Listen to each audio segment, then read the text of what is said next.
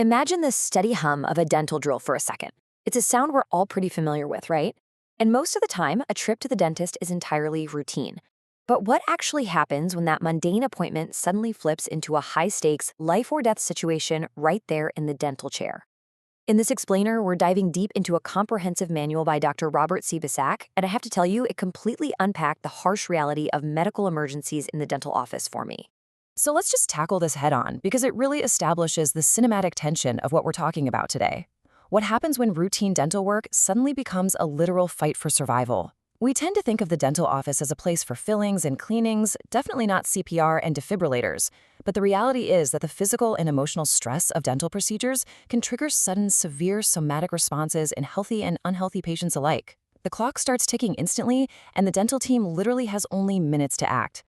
To navigate all this, we're going to break it down into 6 parts: the unexpected emergency, systems and preparation, syncope and unconsciousness, cardiac and neurological events, breathing and airways, and finally, allergy and epinephrine. Let's get right into it. Part 1, the unexpected dental emergency and navigating the fight or flight response. You know, the dental environment is pretty uniquely stressful. A patient might not be mentally prepared for, say, a needle penetration, and that triggers a massive sympathetic nervous system response. Their heart rate spikes, blood pressure shoots up. Because this hyperadrenergic response looks exactly like an early medical crisis, the manual really hits hard on a core philosophy. The primary goal in the management of medical emergencies is prevention. Basically, you cannot effectively manage an emergency if you're caught completely off guard. The absolute best way to save a life isn't with some dramatic movie-style intervention. It's by taking a thorough, directed medical history and baseline vital signs before you even pick up an instrument. Knowing that a patient gets chest pain just from walking up one flight of stairs, that gives you the predictive power to anticipate and prevent a crisis before it ever happens in the chair. Moving on to Section 2, Systems and Office Preparation. Preparing for the worst. Look, when a patient goes into distress, it's just human nature to panic, or maybe even deny that something bad is happening at all. But the source material drills in a vital mantra here. We are not diagnosing. Your goal is entirely focused on symptom recognition and simply keeping the patient alive until EMS gets there. To prevent utter chaos in those crucial first few minutes, you need a rock-solid system. Imagine a patient collapses. Okay, who calls 911? Who grabs the oxygen? Who manages the terrified family in the waiting room? If you haven't decided this in advance, you're going to fail. The manual strongly advocates for rehearsed, pre-assigned task cards. The team leader directs the medical interventions, while assistants have highly specific, drilled responsibilities, right down to standing outside to wave the paramedics in and writing down the exact timetable of drug administration. This kind of rigid structure is exactly what saves lives. If things go wrong, this general treatment protocol is your universal starting point. Step 1 is always maintain the airway. Step 2, immediately stop the procedure and get all loose dental hardware out of the mouth so it doesn't get inhaled. Step 3, reposition the patient, usually lying flat on their back, supine, to make sure blood keeps flowing to the brain. And Step 4, activate EMS the second you feel uncomfortable or if the patient loses consciousness. These are your golden rules of crisis management. Section 3, Syncope and Unconsciousness. When passing out is actually serious. We really need to draw a sharp, life-saving contrast here. We have to distinguish between a simple psychogenic faint and a terrifying warning sign of a severe event. Vasovagal syncope, just passing out, is the most frequent cause of unconsciousness. A fearful patient gets that fight-or-flight response, pumping blood down to their legs. But because they're sitting perfectly still, the blood pools, oxygen to the brain drops, and boom, they faint. A classic faint means pale skin, a bit of warning sweat, and a really quick recovery. But look at these warning signs. If the patient turns blue, complains of chest pain right before they drop, drops incredibly suddenly without any warning sweat, or has a prolonged seizure, that is not a simple faint, folks. That is a massive red flag for a severe cardiac or neurological event. Which brings us to Section 4, Cardiac and Neurological Crises. The ticking clocks. In these high-stakes crises affecting the heart and the brain, time is quite literally tissue. Every single second that passes without intervention means irreversible damage is happening.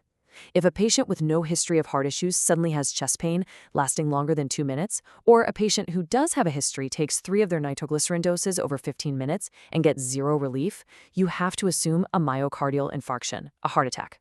The protocol here is extremely swift. Stop treatment, hit them with 100% oxygen, give one adult aspirin, and instruct them to chew it so it absorbs instantly in the mouth, and relentlessly monitor their vital signs while you wait for EMS. Same goes for a stroke. Recognizing it quickly is absolutely paramount. You're looking for a sudden severe headache, unilateral weakness, vision loss, or garbled speech. And here is why this matters so much. There is a critical 3-hour window for treating ischemic strokes at the hospital to prevent permanent brain injury. Your job in the chair is not to give them drugs. In fact, giving oxygen or messing with their posture could actually worsen a hemorrhagic brain bleed. Your job is immediate recognition, immediate EMS activation, and intermediary support. That's it. Section 5. Breathing disorders and airways. The fight for oxygen. Okay, we're entering the terrifying realm of respiratory nightmares now. And honestly, there is nothing more panic-inducing for a patient than the feeling of suffocation. Take an asthma attack. It's an obstructive disease where the airways narrow down. What happens is this dynamic hyperinflation. The lungs expand, but the air gets trapped inside. Every single breath becomes harder to take. The patient panics because they desperately feel the need for more air, but physically cannot breathe it in. This suffocating reality demands early, aggressive administration of an albuterol inhaler and supplemental oxygen before that tissue hypoxia becomes fatal. But what if the airway issue isn't biological? What if the dentist accidentally drops a small instrument or a crown to the back of the throat? If the patient inhales it, the specific physical steps you take next are absolutely critical. You have to keep them strictly lying down. You immediately move them into a right-sided Trendelenburg position, meaning their head is tilted lower than their feet and they're lying on their right side.